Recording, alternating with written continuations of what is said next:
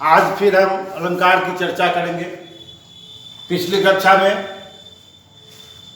अलंकार के बारे में कुछ जानकारी दी गई थी। अब आगे अलंकारों के भेदों के बारे में एक एक कर विश्लेषण करेंगे और फिर उसके बारे में जानेंगे। उदाहरण हमने कहा था,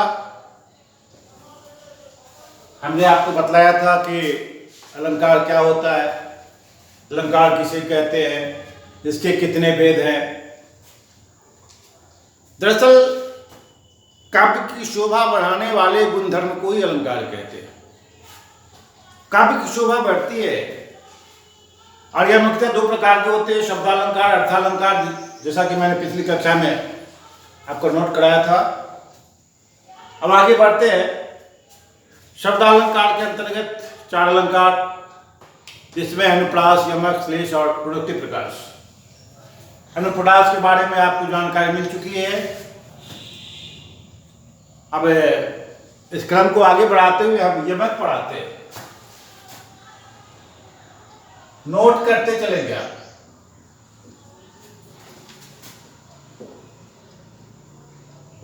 यमक अलंकार,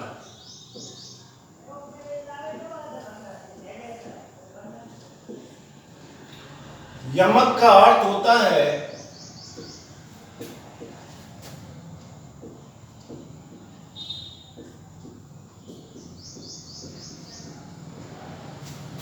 दो।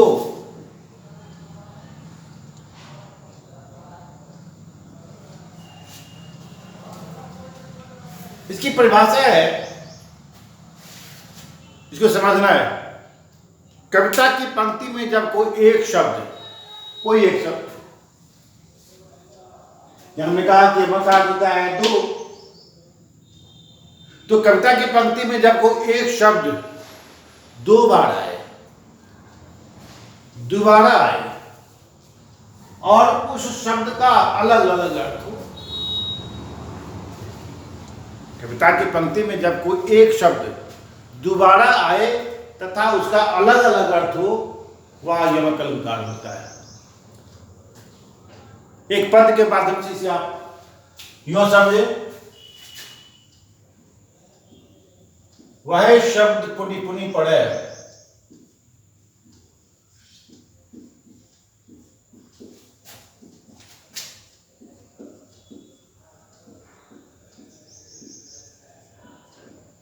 अर्थ भिन्न ही भिन्न।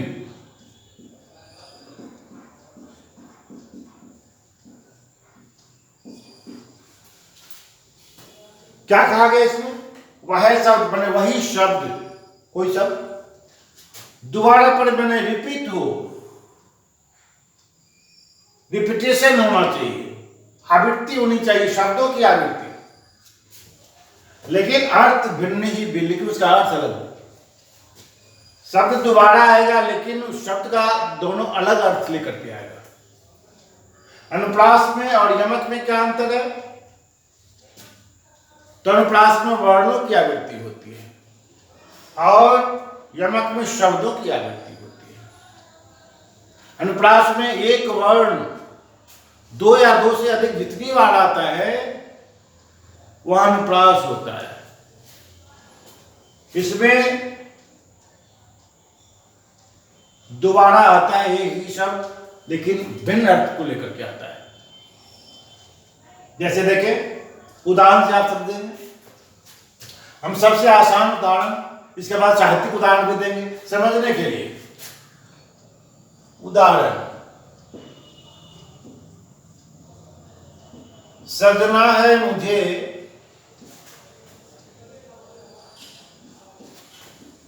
सजना के लिए। ये फिल्मी गीत है, प्रचलित गीत है। कोई नायिका कहती है, सजना है मुझे, मेकअप करना है, सजना संवारना है, किसके लिए? साजन के लिए। आप देखेंगे सजना शब्द का प्रयोग दोबारा आया है लेकिन भिन्न अर्थ में आया है। सजना एक नाउन है और यह वर्ब। सजना संवरना और यह साजन के लिए। तो दो अर्थ, अलग अलग अर्थ लेकर के आया, तो इसको कहेंगे यमक। और भी बहुत से उदाहरण आपको मिलेंगे, जैसे तीन बेर खाती थी वे तीन बेर खाती है। तीन बेर खाती थी वे तीन बेर खाती है।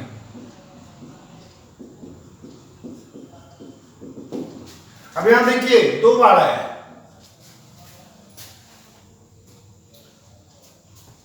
ये प्रसंग है, इसका थोड़ा जान लें क्या है प्रसंग इसका। महाराणा प्रताप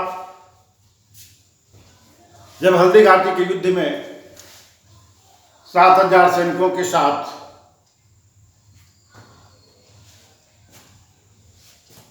होने के बाद भी जब वे हार गए, तो भी उन्होंने मुगलों की अधीनता स्वीकार नहीं की। कहा जाता है कि उन्हें जंगल में घास की रोटी खानी पड़ी, फिर भी उन्होंने मुगलों के सामने अपना सिर नहीं झुकाया। उनके बच्चे भी उनके साथ जंगल में थे। जो बच्चे घर में रहने के समय 3 बार खाते थे, शाम सुबह दोपहर। आज वन वन भटकने के कारण उन्हें भोजन के लिए लालायित होना पड़ता है। कभी कहता है कि जो बच्चे 3 बार खाते थे, 3 बेर खाते थे, तो 3 बेर खाते, जो 3 बार खाते थे, 3 बार ना 3 टाइम्स, 3 बार, 3 बेर फल, बेर फल का नाम होता है। 3 बेर, 3 बार 3 फल खा के रहते, अर्थात जो 3 बार खाते थे बच्चे, उनकी पत्नी आज जंगल में यात्रा सहते हुए उन्हें भोजन नसीब नहीं, इसलिए क्या करते हैं, तो 3 फल खा के रह जाते हैं। तो हमने देखा कि बेर शब्द का दोबारा प्रयोग हुआ है और अलग अलग अर्थों में हुआ है। फिर तीसरा उदाहरण देखिए, और बहुत से उदाहरण है आपको। जेते तुम तारे, तारे तेरे नभ में न तारे हैं।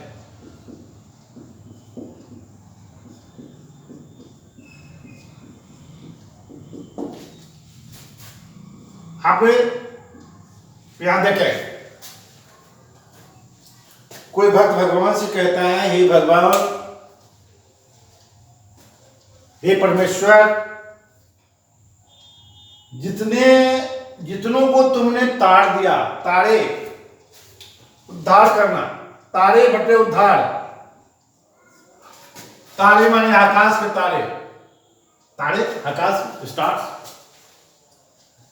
कोई भक्त भगवान से कहता है कि जेते तुम तारे तेरे नभ में न तारे हैं, अर्थात हे भगवान, जितनों का तुमने उद्धार कर दिया, इतने तुम्हारे आकाश में तारे नहीं है। तो बच्चों क्या देखा आपने कि एक तारे का अर्थ होता है उद्धार करना, दूसरे तारे का अर्थ होता है स्टार, आकाश के तारे। और फिर और भी उदाहरण, कनक कनक ते 100 गुनी बाधकता अधिकाय, ये खाए पौड़ा जग वही पाए पौड़ा। बिहारी लाल की पंक्ति। कनक कनक ते 100 गुनी, अब इसको यूं समझे, एक कनक का अर्थ होता है धतूरा और दूसरे कनक का अर्थ होता है सोना। धतूरा क्या होता है, भंग धतूरा जिसे कहते हैं, शिव का वह मुख्य आहार है। धतूरे के फूल सिर पर चढ़ाए जाते हैं जिससे वो प्रसन्न होते हैं। उसे खाने पर आदमी पागल हो जाता है, बौड़ा जाता है। और फिर सोना, गोल्ड संपत्ति का प्रतीक है। संपत्ति पाते ही आदमी बौड़ा जाता है। दोनों से बौड़ाता है, धतूरा खाने से ही बौड़ाता है, सोना पाने अर्थात धन पाने से ही बौड़ाता है। क्योंकि धन अनर्थ का कारण होता है। अनर्थ के कारणों में सोना भी एक माना जाता है। प्रभुत्व, प्रभुता पाई का अहमद नहीं। तुलसीदास ने कहा कि प्रभुता पाने पर किसको घमंड नहीं हो जाता है। प्रभुता संपन्न व्यक्ति यह कहते हैं कि देख लेंगे, उठा लेंगे। कोई गरीब ऐसा नहीं कर सकता, क्योंकि उसके पास प्रभुता भी नहीं है, संपत्ति भी नहीं है। तो धतूरे से सोने में 100 गुनी मादकता अधिक होती है। धतूरा खाने से बौड़ाता है और सोना पाने से बौड़ाता है। मतलब धतूरा खा करके हम नशा प्राप्त करते हैं, लेकिन धन प्राप्त करते ही हम और भी उन्मत्त हो जाते हैं। यह धन की विशेषता है। अब इसे विशेषता कहेंगे या क्या कहेंगे, सो आप सब। धन में इतनी शक्ति होती है कि वह मदांध कर देता है। यह खाए बौड़ा जग, वह पाए बौड़ा। इसे खाने से बढ़ाता है, उसे मात्र पाने से बढ़ाता है। तो कनक कनक का 2 अर्थ हुआ, एक धतूरा, एक सोना। एक और उदाहरण दे दूं।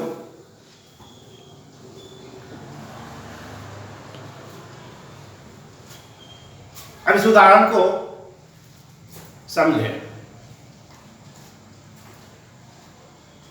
एक पतिदेव है, पत्नी के लिए एक उपहार भेजते हैं। पहुंची, पहुंची शब्द का प्रयोग किया गया। यमक का चमत्कार देखिए। पहुंची, पहुंची कहते हैं जो कलाई में पहनने वाला आभूषण होता है, जिसे कंगन भी कहते हैं। गांव देहात में उसे पहुंची कहते हैं। तो उसका प्रियतम अपनी प्रियतमा को उपहार भेजता है।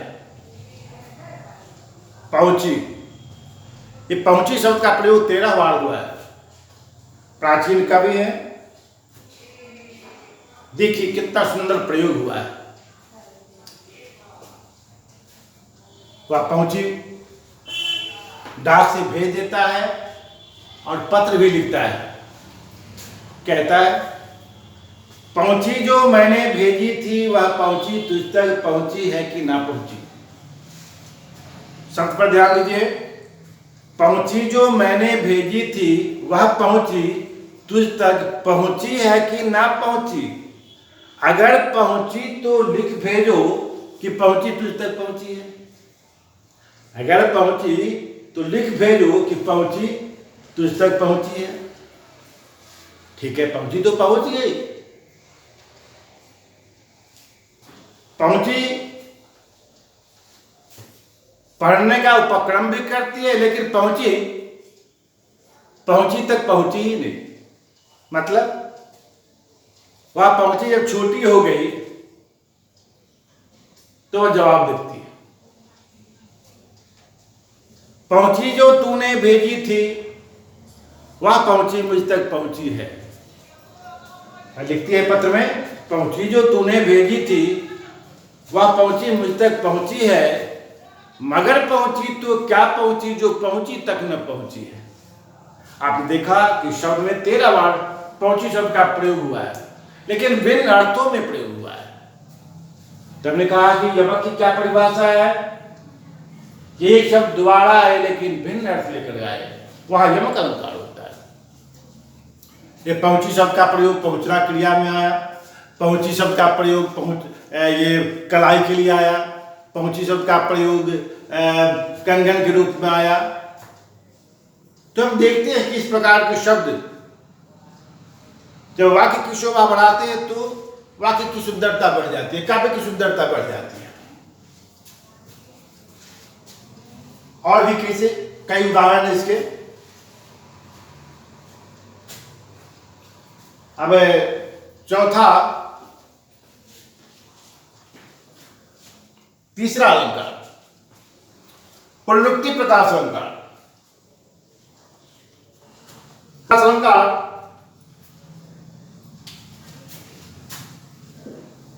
पुनरुक्ति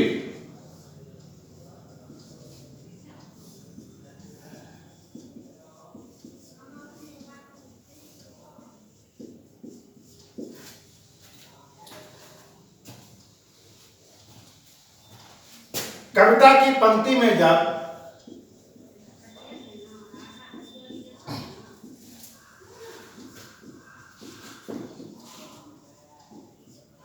जब कोई एक शब्द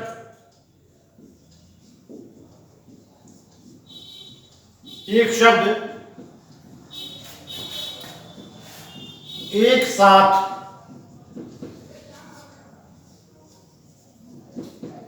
दोबारा आए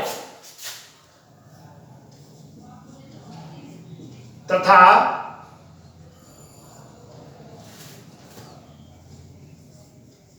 उन दोनों शब्दों का एक ही अर्थ हो,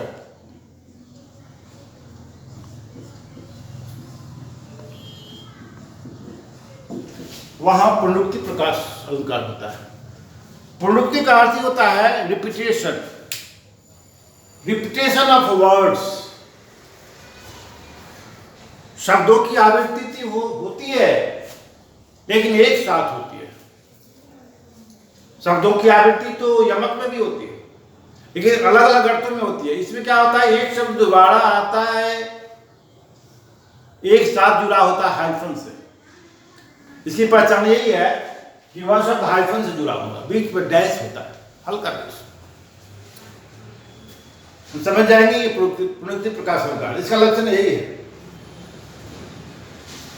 जैसे फिल्मी गीतों में इसका बहुत जगह प्रयोग हुआ है, आप जानते भी हैं,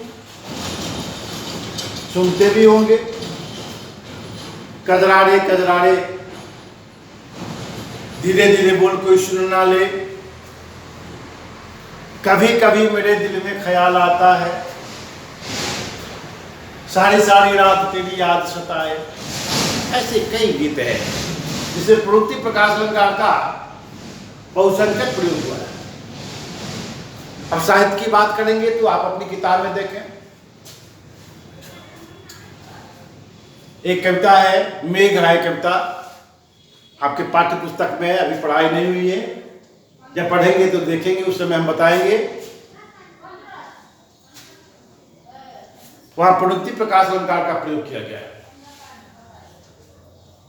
आगे आगे नाचती गाती बयार चली, यहां आगे आगे क्या है, एक ही शब्द दोबारा आया है लेकिन उसका सेम अर्थ है, एक ही अर्थ है उसका, इसलिए आगे आगे में पुनरुक्ति प्रकाश अलंकार है।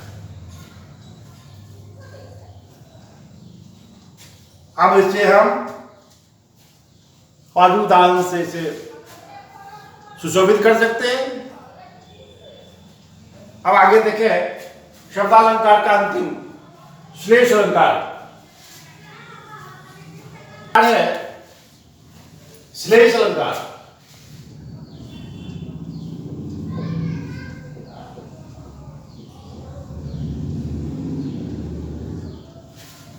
ये श्लेष अलंकार शब्दालंकार के अंतर्गत आते हैं।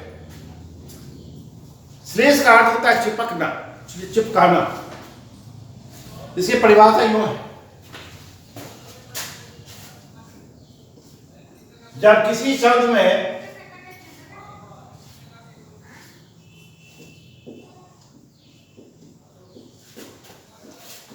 अनेक अर्थ छुपे हों,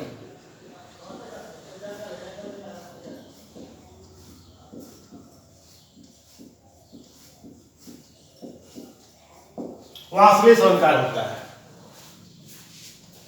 मतलब एक शब्द में अनेक अर्थों का बोध कराने वाला शब्द श्लेष अलंकार कहलाता है।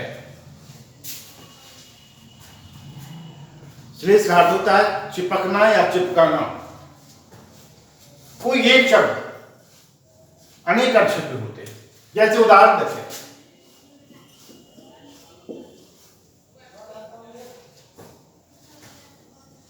मंगन को देख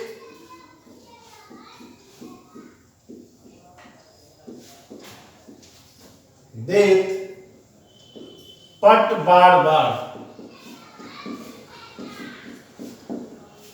पट पट शब्द को रेखांकित करेंगे। ये एक पट शब्द में अनेक अर्थ छुपे होते हैं। अब ऐसे समझिए कि पट का अर्थ होता है किवाड़, और पट का अर्थ होता है वस्त्र, परिधान, कपड़ा। कबीरदास ने कहा कि घूंघट के पट खोल रे तुझे पिया मिलेंगे। ये पट का अर्थ होता है वस्त्र, यहां पट का अर्थ होता है किवाड़। अब अर्थ के अनुसार अलग अलग इसके मायने हो जाएंगे। देखें, कल्पना कीजिए कि कोई एक भिखारी आ रहा है और एक कंजूस आदमी है। उसके अर्थ में अर्थ देखें। एक कंजूस आदमी है, बहुत कंजूस है, एक पैसा किसी को देना नहीं चाहता है, बहुत मक्के चूस है। और कोई भिखारी जब उसके दरवाजे से होकर आता है और उसे लगता है कि हमारे यहां भी वो आ जाएगा और कुछ मांग लेगा, तो बहुत कंजूस है, देना नहीं चाहता। तब जब वह दूर से देखता है भिखारी आ रहा है तो अपने पट किवाड़ को बंद कर लेता है। मंगन कहते हैं भिखारी को। भिखारी को आता देखकर किवाड़ को बार बार बंद कर लेता है। कौन? वह कंजूस आदमी। अर्थात वह कंजूस आदमी भिखारी को अपने दरवाजे पर आता हुआ देखकर उसे बंद कर लेता है। पट का मतलब किवाड़। दूसरी कल्पना कीजिए, कोई दंडा सेठ है जो दान देता है गरीबों को समय समय पर। जैसे मकर संक्रांति में कुछ सेठ लोग क्या करते हैं, कंबल दान करते हैं, अन्न दान करते हैं, खिचड़ी दान करते हैं। तो वह सेठ बैठा हुआ है और भिखारी की प्रतीक्षा में है कि जब कोई आएगा तो उसे देंगे। अब सेठ के संदर्भ में अर्थ ले, ये तो एक अर्थ हुआ भिखारी के संदर्भ में और दूसरा सेठ के संदर्भ में। सेठ क्या करता है? मंगन को देख भिखारी को देखकर सेठ क्या करता है? पट देत पट बार बार किवाड़ को नहीं, मंगन को देत पट बार बार, अर्थात पट मन वस्त्र। वह कपड़ा बार बार दान करता है, वह गरीबों को दान करता है। क्या देता है? पट मन वस्त्र। तो पट का अर्थ यहाँ वस्त्र और गरीब और कंजूस के लिए वह पट मन किवाड़। तो एक ही शब्द में दो अर्थ छुपे होते हैं। अन्य उदाहरण भी आप देखेंगे। दूसरा उदाहरण,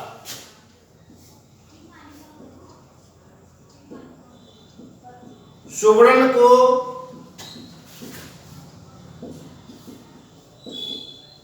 ढूंढत फिरत कभी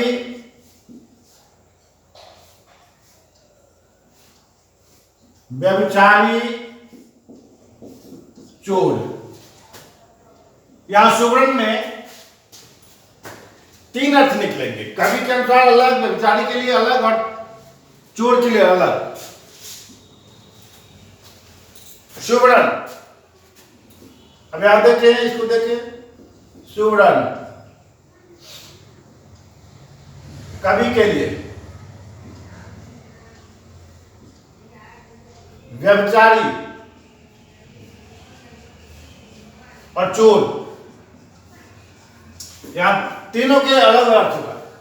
कवि के लिए सुवर्ण, सुंदर वर्ण, अक्षर, सुंदर अक्षर। कवि क्या करता है? जब कविता बनाता है, कविता लिखता है तो सुंदर सुंदर अक्षरों का सामंजस्य करता है अपनी कविता में, सुंदर अक्षर।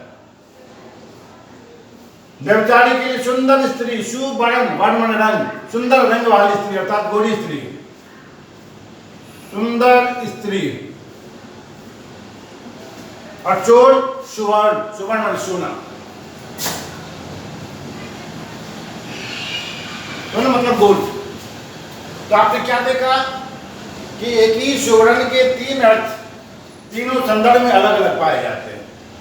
कवि के लिए सुंदर अक्षर, सुवर्ण वर्ण वाले अक्षर, व्यभिचारी के लिए सुंदर स्त्री और चोर के लिए सोना। तो कवि क्या खोजता है? तो सुंदर अक्षर को खोजता है।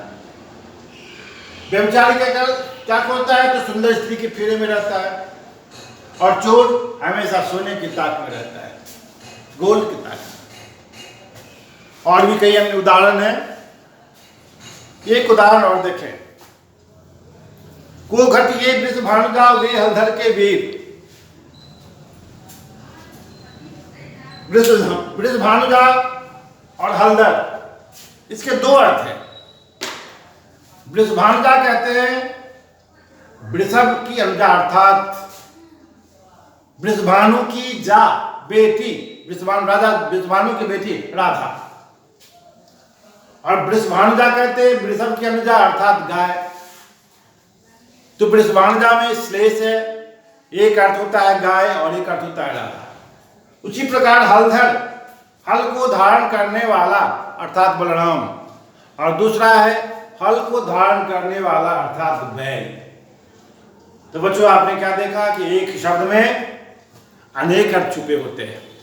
आज हम शब्दालंकार के अंतर्गत आने वाले जितने अलंकार थे, ये 4 अलंकार थे, उसका समापन करते हैं। अगली कक्षा में फिर से अर्थालंकार के बारे में बताएंगे। धन्यवाद। जय हिंद।